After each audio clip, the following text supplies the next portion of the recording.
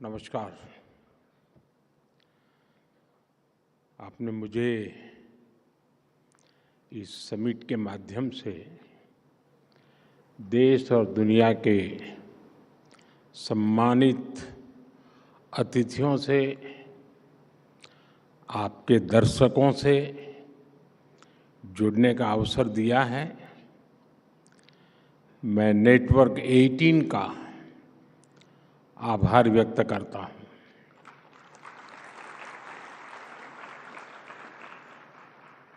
मुझे खुशी है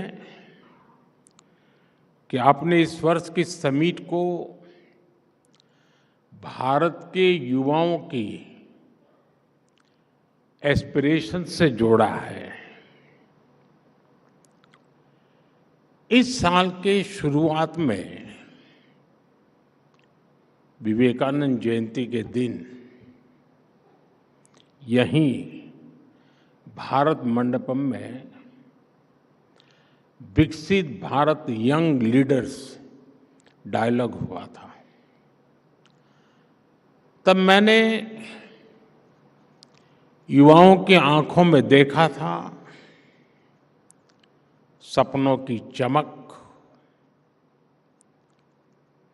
संकल्प का सामर्थ्य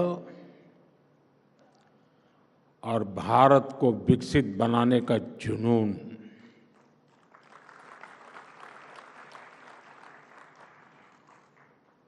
ट्वेंटी 47 तक हम भारत को जिस ऊंचाई पर ले जाना चाहते हैं, जिस रोडमैप को लेकर हम चल रहे हैं, उसके कदम कदम पर अगर मंथन होगा तो निश्चित ही अमृत निकलेगा। और यही अमृतकाल की पीढ़ी को ऊर्जा देगा, दिशा देगा और भारत को गति देगा। मैं आपको इस समिट की बधाई देता हूं, शुभकामनाएं देता हूं। साथियों, आज दुनिया की नजर भी भारत पर है और दुनिया की उम्मीद भी भारत से है। कुछ ही वर्षों में हम दुनिया की 11वीं से 5वीं सबसे बड़ी इकोनॉमी बने हैं। बहुत कम समय में अनेक प्रकार के ग्लोबल चैलेंजेस आए, लेकिन भारत रुका नहीं। भारत ने डबल स्पीड से दौड़ लगाई और एक दशक में अपनी इकोनॉमी के साइज को डबल करके दिखाया है। जो सोचते थे कि भारत स्लो और स्टेडी चलेगा, उन्हें अब फास्ट एंड फियरलेस इंडिया दिख रहा है। और इसमें भी कोई संदेह नहीं है कि जल्द ही भारत की दुनिया की तीसरी इकोनॉमी बनना तय है।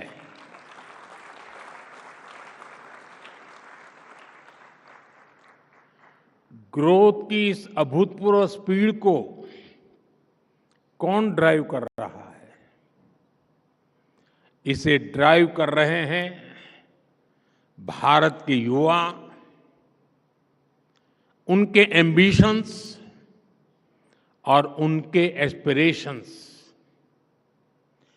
युवा भारत की इन्हीं एम्बिशंस और एस्पिरेशंस को एड्रेस करना आज देश की प्राथमिकता भी है। साथियों, आज 8 अप्रैल है। कल परसों ही साल 2025 के 100 दिन पूरे हो रहे हैं। 100 डेज 2025 का पहला पड़ाव। इन 100 दिनों में जो निर्णय हुए हैं उनमें भी आपको युवा एस्पिरेशंस की ही झलक दिखेगी। साथियों, इन 100 दिनों में हमने सिर्फ फैसले नहीं लिए, हमने भविष्य की मजबूत नींव रखी है। हमने पॉलिसीज से पॉसिबिलिटीज की राह खोली है। 12 लाख रुपये तक की इनकम पर टैक्स, थैंक यू। इसका सबसे बड़ा फायदा हमारे यंग प्रोफेशनल्स और एंटरप्रेन्योर्स को मिल रहा है। मेडिकल की 10,000 नई सीटें, आईआईटी में 6,500 नई सीटें, यानी एजुकेशन का एक्सपांशन, इनोवेशन का एक्सेलरेशन। 50,000 नई अटल टिंकरिंग लैब्स, यानी अब देश के हर कोने में इनोवेशन का दीप जलेगा और एक दीप से जले दीप अनेक। एआई और स्किल डेवलपमेंट के लिए सेंटर ऑफ एक्सीलेंस, यूथ को मिलेगा फ्यूचर रेडी बनने का मौका। 10,000 नई पीएम रिसर्च फेलोशिप। अब आइडिया से इम्पैक्ट तक का सफर और आसान होने वाला है।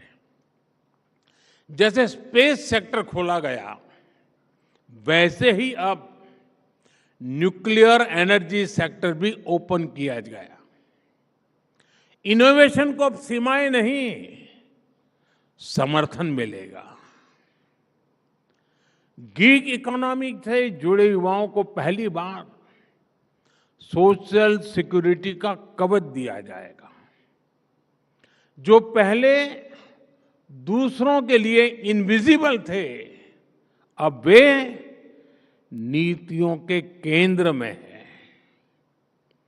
और एससी, एसटी तथा वुमेन एंटरप्रेन्योर्स के लिए 2 करोड़ के term loan. Inclusivity is not just a promise, it's a policy.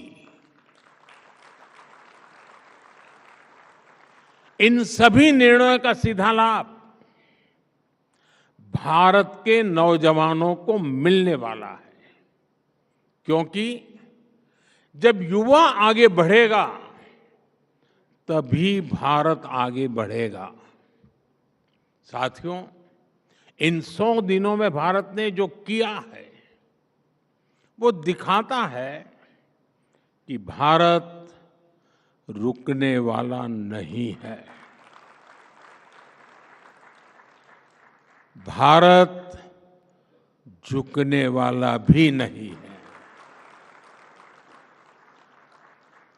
Bharat अब थमने वाला भी नहीं है। इन 100 दिनों में भारत दुनिया का चौथा ऐसा देश बना जिसने सैटेलाइट्स की डॉकिंग और अनडॉकिंग की क्षमता हासिल की। भारत ने सेमी क्रायोजेनिक इंजन का सफल परीक्षण करके दिखाया। भारत ने 100 गीगावाट सोलर कैपेसिटी का ऐतिहासिक पड़ाव पार कर लिया। भारत ने 1,000 मिलियन टन कोयला उत्पादन का रिकॉर्ड बनाया।